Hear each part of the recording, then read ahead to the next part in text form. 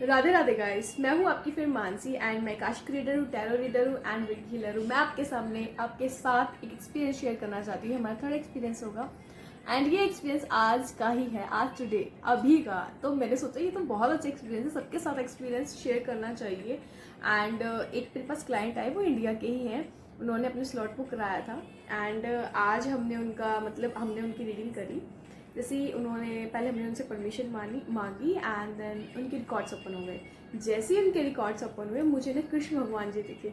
और कृष्ण भगवान जी ऐसे नहीं, मतलब लाइक 21 ईयर्स के, और पूरे घर में, मतलब जैसे उनका ही घर है। मतलब यहाँ बैठे दिखाई दे रहे हैं, बेड पे बैठे दिखाई दे रहे हैं, पूरे घर में घूम रहे हैं, है ना, उनके पास दिखाई दे रहे हैं। मैंने कहा यार आपके घर तो मतलब भगवान जी रहते हैं, कृष्ण भगवान जी रहते हैं। तो उन्होंने कहा मैम ये तो पता नहीं, बट हाँ ये है कि जब भी मैं पूजा करती हूँ ना किसी भी भगवान जी की, तो मुझे ना कृष्ण भगवान दिखाई देते हैं। मतलब मैं पूजा किसी और भगवान की करने जाऊँगी और दिखाई दे जाएंगे कृष्ण भगवान। हाँ, ये बोला उन्होंने। उन्होंने कहा मैम मेरा ये क्वेश्चन है कि ना आप ये बताइए कि मेरी शादी क्यों नहीं हो पा रही है। कि मतलब लाइक मैं काफ़ी कोशिश कर रही हूँ, मतलब ऐसा भी नहीं है, वो बहुत सुंदर और सब कुछ है, मतलब वेल सेटल है ना। तो फिर हमने देखा कि क्या रीज़न है। जैसे कृष्ण भगवान देखने के बाद फिर हमने देखा, फिर एकदम से ना एक क्लिप आई कि उसमें ऐसा दिख रहा है कि हनुमान जी मतलब ऐसे अपनी छाती को ऐसे फाड़ के श्री राम जी और माता सीता को दिखा रहे हो, और वो सॉन्ग चल रहा है कि जाने की बैठे हैं मेरे सीने में, ऐसा। फिर मैंने कहा कि आप ऐसा पूजा करते हो? वो कहते हैं कि नहीं मैम मैं ऐसी भी पूजा नहीं करती हूँ। तो मैंने कहा ठीक है हम देखते हैं आगे। जैसे हमने देखे और रिकॉर्ड्स ओपन करे उनके, तो उनका एक पास्ट जन्म दिखा सबसे पहले हमें, और उसमें वो मीरा की फॉर्म में दिखी। मतलब लाइक जैसे मीरा ने वो कपड़े पहने होते हैं ना, साधु वाले कपड़े पहन रखे हैं उन्होंने, और एक उनके हाथ में वीणा है और गाना चल रहा है कि दोनों की चाहत में अंतर बोलो, एक मीरा दीवानी एक शाम, ऐसे ही वाला मुझे थोड़ा याद नहीं है, ऐसा समझती। और वो इतनी मगन होके नाच रही है, इतनी मगन होके नाच रही है। और मैं सच में, वो 35 मिनट की रीडिंग थी बट वो फुल 1 घंटा चली।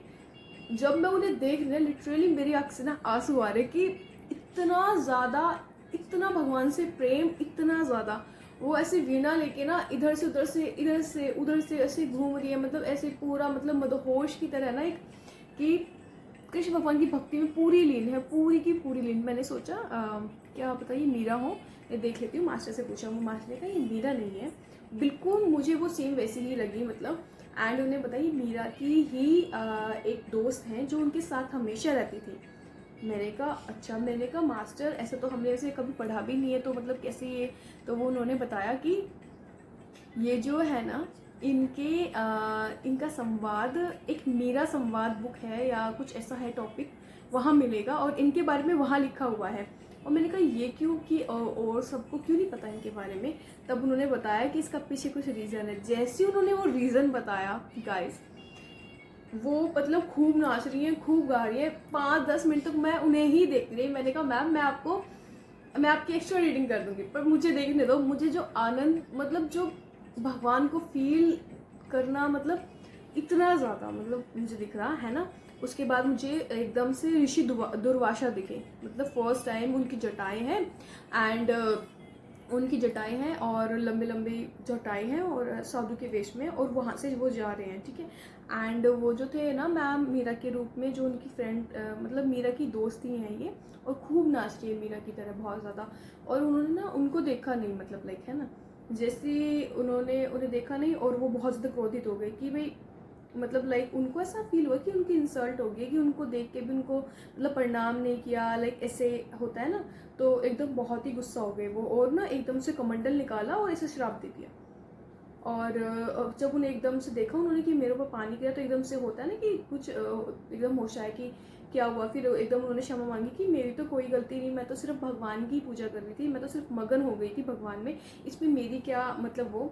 तो उन्होंने कहा कि मतलब उन्होंने ऐसे बताया कि एक पुरुष की तुमने बहुत ज़्यादा वो करी है, पुरुष के उसमें, कि मैं यहाँ ऋषि मुनि आया, मैं इतना महान, मतलब जैसे होते हैं वही ऋषि मुनि थे, वो थोड़े ऐसे थे। मतलब मैंने भी उनके बारे में पढ़ा, थोड़ा उनका गुस्सा बहुत ज़्यादा तेज था, है ना। मैं आया तो तुमने मुझे इग्नोर कर दिया, लाइक ऐसे बोला उन्होंने हिंदी में। तो उन्होंने से माफ़ी मांगी। फिर जैसे उन्होंने श्राप दिया, हाँ सबसे पहले श्राप बताती हूँ आपको। उनको श्राप दिया कि आप किसी जन्म में जो आने वाला आपका जन्म होगा, मतलब जितने भी जन्म होंगे, आप ना एक पुरुष के लिए तड़पोगे। मतलब कि आप शादी के लिए काफ़ी टाइम लग जाएगा आपको शादी की। आप सब कुछ होगा आपके पास, धन होगी, दौलत होगी, आप सुंदर होंगी, पर एक पुरुष मतलब एक शादी के लिए आपको इतना टाइम लग जाएगा कि बहुत ज़्यादा, मतलब आपकी आधी उम्र आ जाएगी, ऐसे उन्होंने बोला। अभी तो वो इतने की नहीं है वैसे। तब उन्होंने माफ़ी मांगी इसकी पैरों में, मतलब लाइक कि मुझे माफ़ कर दो, मेरी तो मतलब ऐसी गलती नहीं थी, कि मैं तो सिर्फ भगवान की पूजा कर रही थी और मुझे ध्यान नहीं रहा।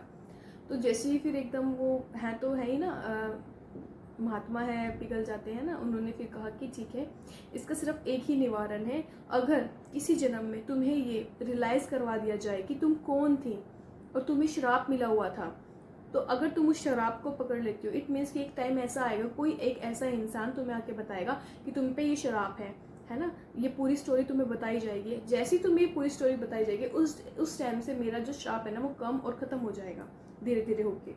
तो भाई वो मैंने उनको बताया, आज उनका श्राप खंडित होगा। उन्होंने ये इतने साल पुरानी बात है और आज उनका खंडित होगा। मतलब एक वक्त आया आज उनकी लाइफ में, जो मतलब उनका श्राप धीरे धीरे खत्म होगा। अब उनको मतलब जीवन साथी, अपना सोलमेट वो मिल जाएंगे। तो भाई मुझे ऐसा फील होता है कि जब इंसान भगवान की भक्ति में होता है ना, तो सब कुछ भूल जाता है, सब कुछ, लिटरली सब कुछ। एंड मैंने उनको बताया और मतलब मेरे आंखों में से खुद आंसू निकल रहे थे कि इतनी भक्ति और मतलब ऐसा हो गया। तो फिर मैंने उनको बताया आज। फिर तो मतलब उससे बताया ना मैंने उनको, तो फिर उन्होंने कहा ठीक है। एंड गाइज उन्हें बहुत अच्छा लगा ये जान के। उनकी जब वो स्टोरी मैंने उनको बताई, तब उन्हें यकीन हुआ कि हाँ शायद इसी वजह से मुझे उन्हें बार बार कृष्ण भगवान दिखते थे, बार बार वो उनकी तरफ अट्रैक्ट हो जाती थी, है ना। किसी की पूजा करती थी, उन्हें बार बार कृष्ण भगवान ही दिखते थे। एंड उसके बाद क्या हुआ, कृष्ण भगवान जब ये चीज़ें हो गई, तो उन्होंने नेक्स्ट क्वेश्चन पूछा कि उनके ऊपर ब्लैक मैजिक है। एंड जो ब्लैक मैजिक था ना गाइस, वो थोड़ा उन्हें पता था वो किसने करवाया है। उन्होंने कंफर्मेशन के लिए पूछा, एंड देन मैंने बताया कि हाँ मैं उनका नाम नहीं बता सकती थी, है ना। रीडिंग में हम नाम नहीं बताते, हम हुलिया बता सकते हैं, ऐसा ऐसा है, आप जान लीजिए, ऐसा है ना, घर का है ये जो भी है। तो जैसे मैंने उनको बताया, तो उन्हें समझ आया कि हाँ वही है। तो उन्होंने पूछा कितना परसेंट रह गया मैम, तो मैंने बताया कि 10% आप पे रह चुका है, कि वो दिखा देते इतना असर कम हो गया। कि उन्होंने और भी कुछ किया हुआ था, मेडिटेशन वगैरह वो करते हैं, तो काफ़ी कम हो गया, पूजा पाठ करते हैं।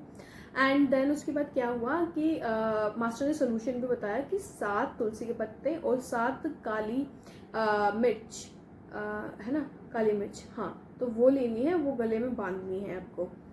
उसके बाद वो गले में बांधनी हो, जब तक बांध के रखनी है, जब तक ये ख़त्म ना हो जाए। 1-2 महीने बताया था उन्होंने, लाइक ऐसा।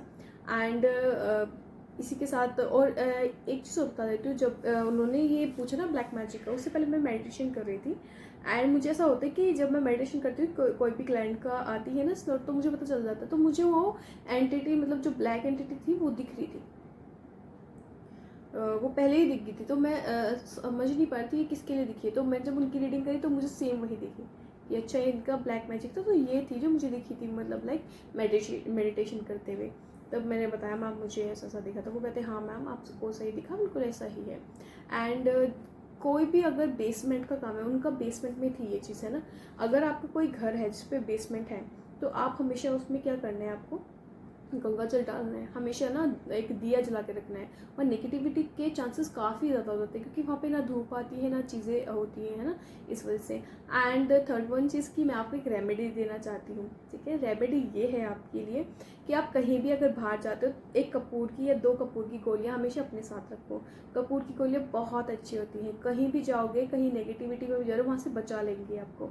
एंड घर पे जैसे ही आते हो, उसे गेट के बाहर ही जला दो, मतलब जला दो। एंड जितनी भी नेगेटिविटी होगी आपके अंदर, जितने भी मतलब कुछ रॉन्ग एंटिटी आने वाली होगी, वो वहीं से वहीं चली जाएगी वापस। तो ये मैंने आपको रेमेडी दी है। आपको जैसे भी अच्छा लगा हो तो प्लीज़ कमेंट एंड सब्सक्राइब ज़रूर करना। राधे राधे।